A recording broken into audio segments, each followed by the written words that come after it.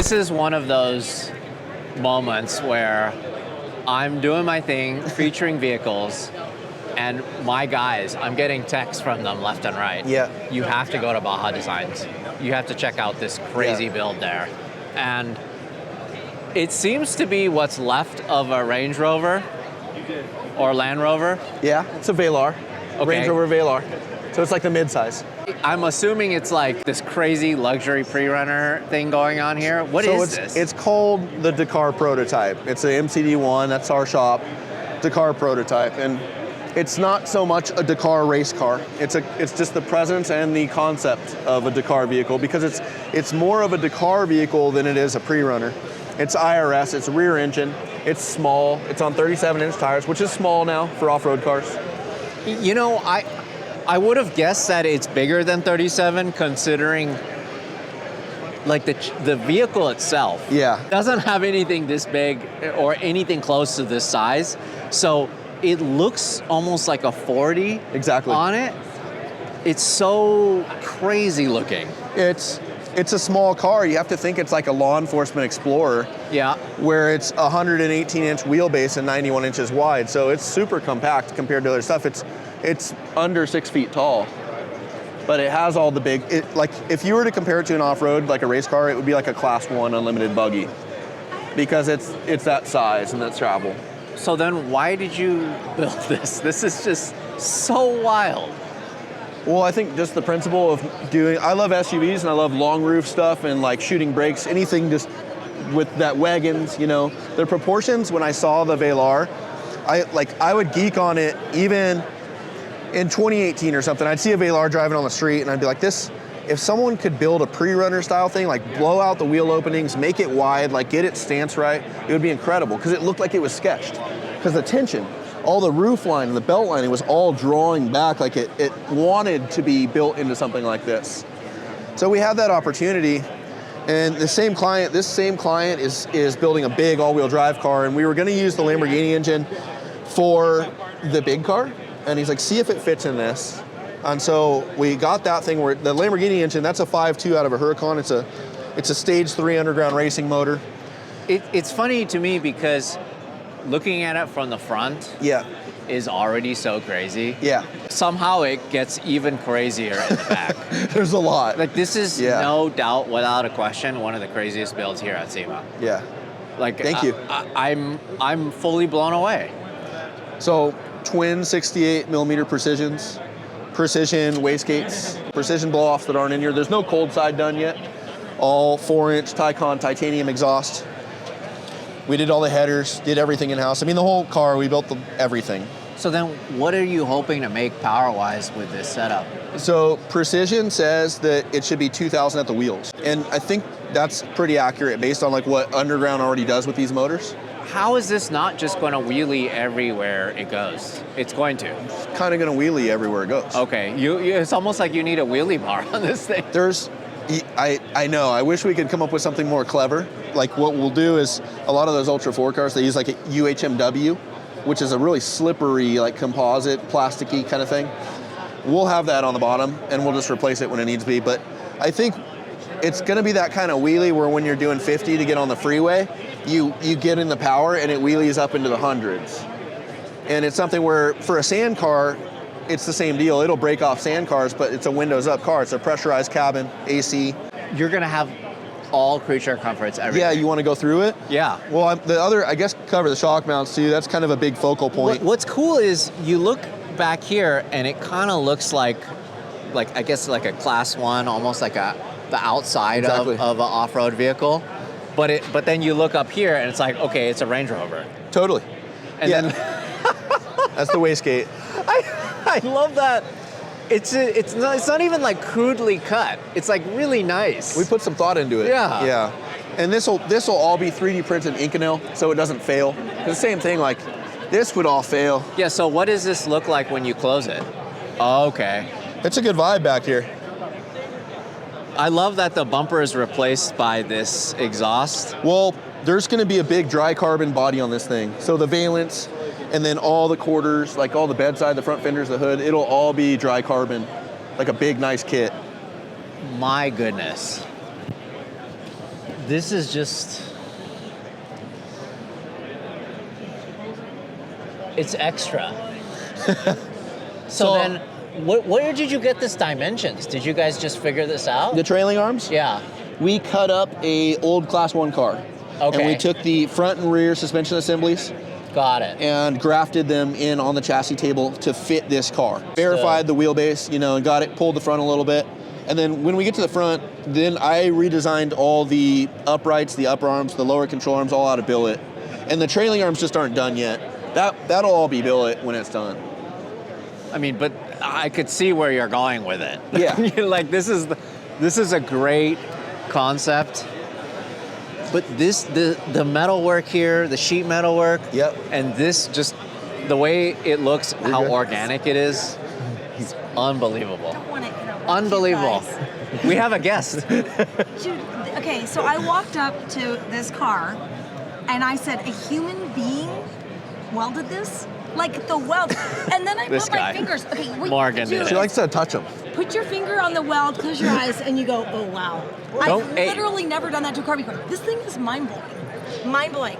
Would you drive this? Absolutely. I'm scared. She's gonna drive it. I'm scared. I've already said, like, dude, She signed the waiver. I got one for you too, so we're great. No, absolutely. I would totally drive this. You kidding me? I feel like, yeah. Let's find a gap. This scares me, but it's so cool. I really appreciate the craftsmanship. I love the idea. Absolutely. Yeah. I also love how ignorant it is in terms of like, why? Well, because you can. I love that he uses that word. You have to think. It's just this crazy outside the box. Look at this thing. Just this. Did you see the center part of the roll bar is like... We're gonna get to that. we're taking it step by step. This is... You have to think, all cars are about experience. Yeah. Give or take, power, doesn't matter, setup, everything.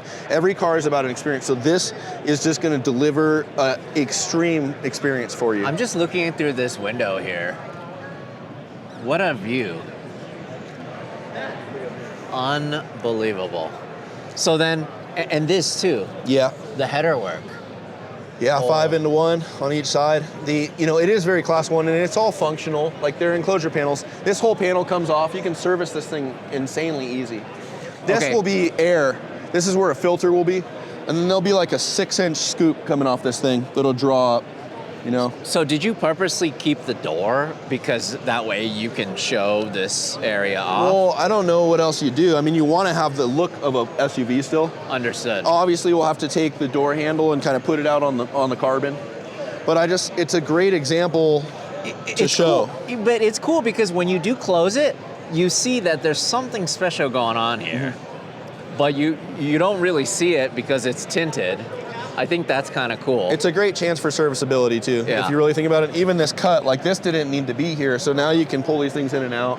But what's crazy to me is this has now become the outside of the vehicle. Yep. And then you have other windows to the inside of the vehicle here. Yep. So then that way keeps the dust out, keeps the sand, and then you can have air conditioning in there. It's also to give it a good spatial presence, because sometimes you have to think, if you're in this thing and it's a manual and it's 2,000 wheel and it's this visceral crazy thing, you don't want to be in that road car thing where everything's blocked off and you're just looking out the front. Like you want light openings and things like where it's spatial, it doesn't feel sketchy. Now I just want to look at this inside. The body itself is just like tacked on to the chassis. The body's aluminum, so there's pickup points. There's pillar pickups, there's upper sill pickups, there's lower pickups. It all bolts on. So this whole thing slips. It's just 1, 2, 3-sided. So it's a consumable too. If you did crash it, you just pull this thing off, put it back on. So which means you had to make all of your own custom floor? It's a full tube chassis. Like if you look underneath, it's just complete tube chassis. Yep. And it's built, like then obviously like the center tunnel and stuff, we did that and we built that to the constraint of the center console to retain all the dash in the center console. This is what's crazy here. The center collector. What a work of art.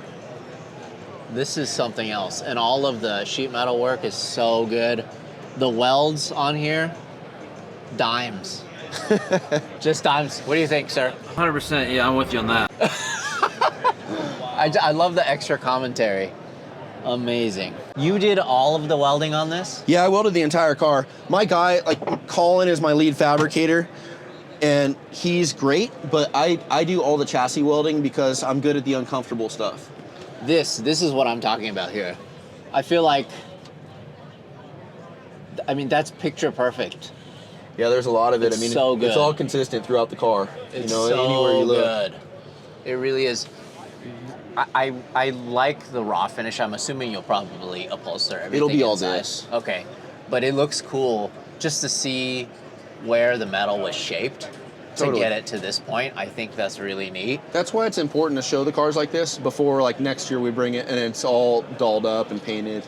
I also love the fact that you use like a super thin tube here. Yep. Just for visibility, or I don't know. It's our signature. We use streamlined tube for the intrusion bar, and it's really because the load path, that tubing, it can only take, it's like if you stand on a soda can empty and you stand directly on it and then you flick it crunches. It's just a lateral load.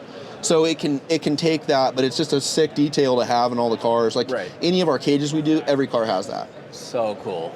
I love it so much. But all the HVAC's in here. The goal is Motec will power all the Range Rover stuff like CAN bus. So there'll be Motec to, like, this will be key fob start, infotainment comes on, all the air conditioning comes on, and then there's also another Motec that it corresponds with to run all the engine management. Amazing. Like this full on door panel. Oh yeah. All of this works. Closes normally. I love driving my 996 turbo, but after a few weeks, the battery always goes dead. When it needed a jump start using the lead acid battery, I had to pop off the cover for the keyhole, open the door with a key, pop off the fuse cover, plug in the jump starter to the vehicle to open the front, take off the cover for the battery, then jump start the car. I can skip all of that with built-in wireless jump start. All I have to do is press this button on my anti-gravity key fob, and then I'm off enjoying my car.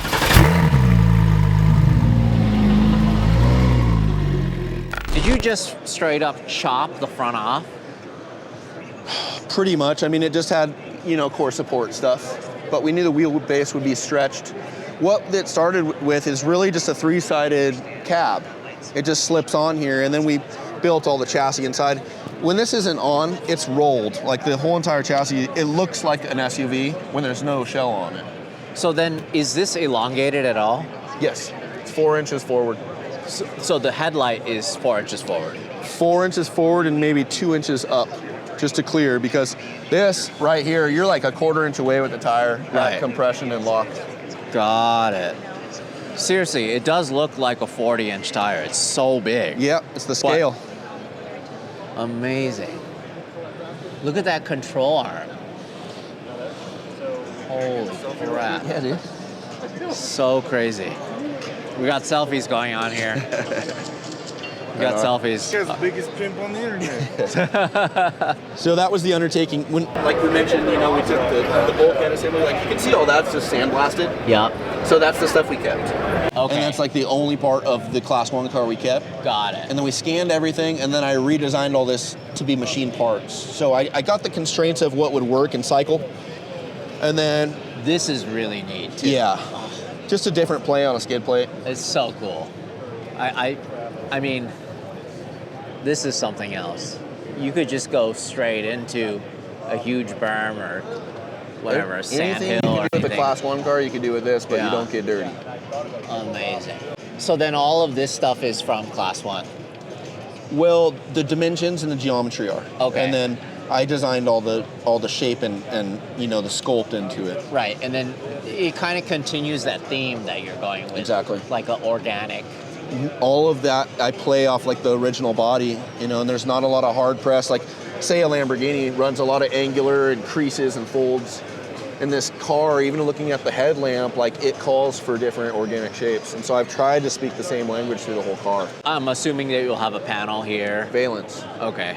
Yeah, I did as much as I could. Once we get all the scan data, the exterior scan data, then we'll go back in with our model, our render, and we'll run return flanges to mount all this stuff so the body can go right onto here, and it's seamless.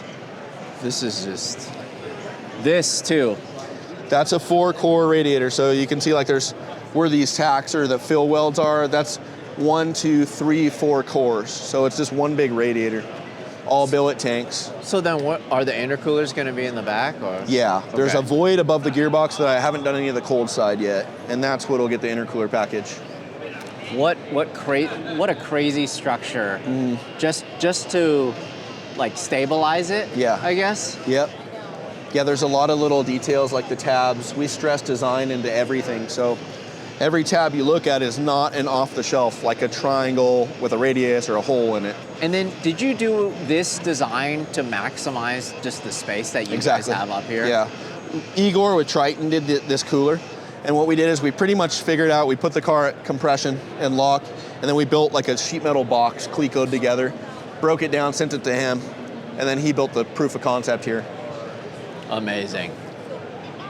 Look at the pickup point. The pickup point is like middle of the car. It's just so far in there. Yeah. So cool. And then what's this? That's a power steering reservoir. Okay. There's a pressure relief valve back there, but that's all part of the power steering system. And it's just centralized to work down there with the rack. And then are those like, what is it, brake? Those reservoir? are brake and clutch and reservoirs. it like matches the shock reservoir? We're partnered with King. Okay. So Brett made those for us. They're prototypes. That is so neat. That's so cool. Yeah. I mean, it's not like they need the cooling or heatsink, but it's almost like it just ties it in. It ties it in. Yeah. It looks super cool because you have two huge reservoirs There's here. a third in there. Oh, really? Yeah, if you might be able to see it through here. Yeah. But there's a third hanging out in there. Oh. And that's power steering cooler. There's one on each side. Okay. So there's 9 so fin cool. reservoirs up front. That's neat. It just all made to look like it matches. Yeah, I just stress symmetry. If you can get the wins with symmetry, then I would always shoot that where there's just a center line. You know, from the front of the car, the whole entire thing is perfectly proportioned. And again, from what I've seen, you know, on the trophy trucks, on the race vehicles, while this looks big here, it looks even bigger here. It's like huge. It's taking up so much room on the front end of this vehicle. Yeah. It's a lot of real estate. So then how much travel? 24 in the front, which is pretty typical of any center mount car. And then 20 in the back, just because it's on CVs and it's an IRS, it's not gonna pull like what you would with a triangulated four-wheeling with big trailing arms and stuff. It's really buggy-like. But the dynamic doesn't call for that much travel because your motor's in the back. Like it's haunched down and going. Man, this thing, you're gonna be able to send this off some serious jumps. Absolutely. I think that really the original intention here is to have it be a sand car. You know, paddles. Like if this could go over to Dubai and rip like with all the little patrols, you know, how they just they drive those things insane. And I think this would break them off in the same regard like of what they're doing. I love it so much. Thank you. This is so cool. These are the kind of builds that we appreciate so much and what we like to see at SEMA. I love it. Expect it next year with a body on it, plumbing, probably some color into it, just Battle of the Builders maybe. But no, we're just following the phases. I like to bring things in this condition because I think this really connects it with showing the craftsmanship and showing hand built and just the process. Yeah, because it's one thing for it to be a completed vehicle, but then it's almost like you miss a lot of the steps in between, you know? For sure. So for us to be able to see it in this way, I really do appreciate it. I think it's super cool. It's something else. The owner, did he just tell you, hey, I want the craziest Range Rover possible, here's a blank check? I proposed the Range Rover concept. He's a client that I'm building a big full-size all-wheel drive car for. So this is the baby project compared to his other one. The other one is going to be a full-size Range Rover, like the brand new one, the beautiful sleek thing with like the vertical taillights. It's going to be on 40s all-wheel drive, and that's an Aventador V12 with 2 Pro Chargers on it.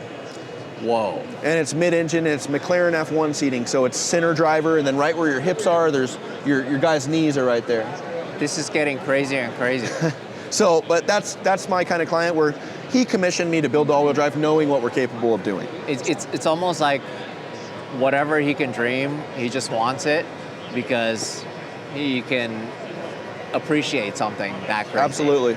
Yeah, he doesn't spend his money in other things, he spends money with this, and that's it. And I think we both have the same goal here, and I think we're building something that may be the most hyper-performing off-road car in the world. So cool. Thank you so much, man. Of course. Really appreciate it. Love it, love it. Can't wait to see this run. Yeah. I would love to shoot it in the desert. I would just Of love course. to see it aired out. Yep. Or just in the dunes doing a wheelie. That Yep. would just be the coolest thing. I'll be in contact. Awesome. Thanks, Larry. Thank you.